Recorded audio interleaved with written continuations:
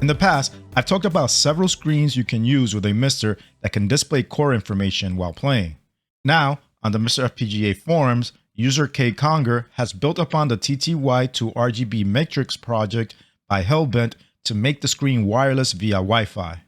This should give you a lot more options on where to place the screen.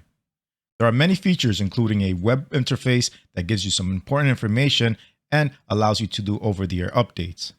There are full instructions on the GitHub describing everything you need to build this. Last week, the Ikari Warriors III core displayed some decoded sprites and a self-test screen that happens upon boot up. The hardware is quite different than anything the developer has ever worked on. The background layers on it are entirely sprite-based, and on any given screen, there needs to be 768 sprites rendered. Even with this alien hardware design, Darren O, the developer, was still able to move further along and get the core mostly working, but there are still some sprite issues that need to be sorted out. Every week, Robert, the PlayStation Core developer, keeps on doing work that improves the accuracy of the core. Now, register access timing changes are fully implemented. What he's going to move on to next is to improve and validate the DMA timing. I'm not going to sit here and act like I know what the details mean, but I do know that it just keeps on getting us closer to accuracy because when you fix multiple small parts of a system, it does add up to huge changes. I also highly suggest you subscribe to Robert's Patreon page because 1, you get to read some really informative technical information on what these updates mean, and 2, you get to support his work. Recently, he posted the details on how he got the PAL versions of Spyro 2 and 3 working. When the Cosmo Police Galavan core releases, it's been stated that thanks to Work 91, it will also come with the ability to play another game, UFO Robo Dangar. This game is a shooter by Nichibutsu released in 1986. A later post gave some more progress updates on both games. There's a completely new rendering system, color palettes were fixed, an SD-RAM module is no longer required due to some memory reallocation, sprite and text priority was fixed, and the aspect ratio was fixed. There are still a few bugs that need to be sorted before a public release, but if you subscribe to Pierco's Patreon, you can try the core out now.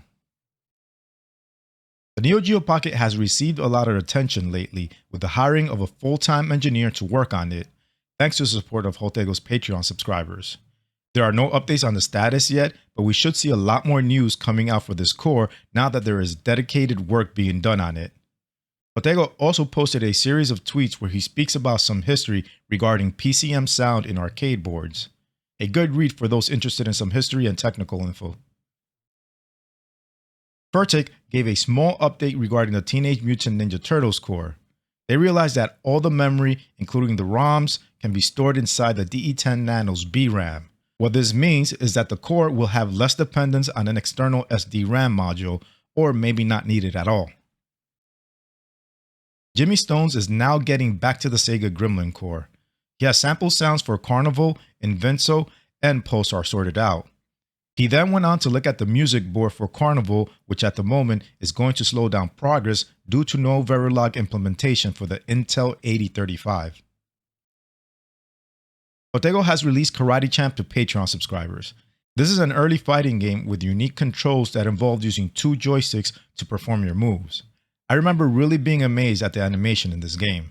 This PCB was donated to Hotego by Attract17 and DJ Hardrich.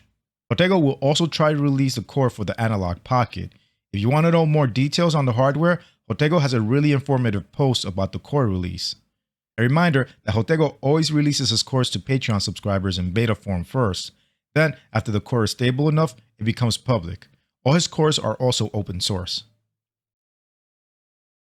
Wicker Waka's Iron M72 core not only supports the M72 hardware, but also Irem's M84 hardware. This means that now we have a support for R-Type 2, an excellent follow-up to the original game. Update your MiSTer now to play it. Other updates done to the M72 core are a 240p crop option was added, horizontal and vertical analog video adjustments were added, and the OSD was reorganized. A core for Williams arcade game Inferno was released. It was previously available as a test core, but now it is official and will be downloaded the next time you update your MiSTer. The core was originally developed by DAR FPGA and was ported to MiSTer by Jason A and Birdie Bro. Inferno is a twin-stick shooter developed by Williams Electronics and released in 1984. Players walk around a 3/4 perspective maze shooting at various enemies. Another miscellaneous MiSTer fixes and updates are, for the PSX Core, changes were made to get more Tandy games working. Unfortunately, Disney Sound Source and Kovac speech thing support has been removed because it's been deemed not feasible for this core. Other compatible games now include Another World and Ski or Die. And there were other fixes.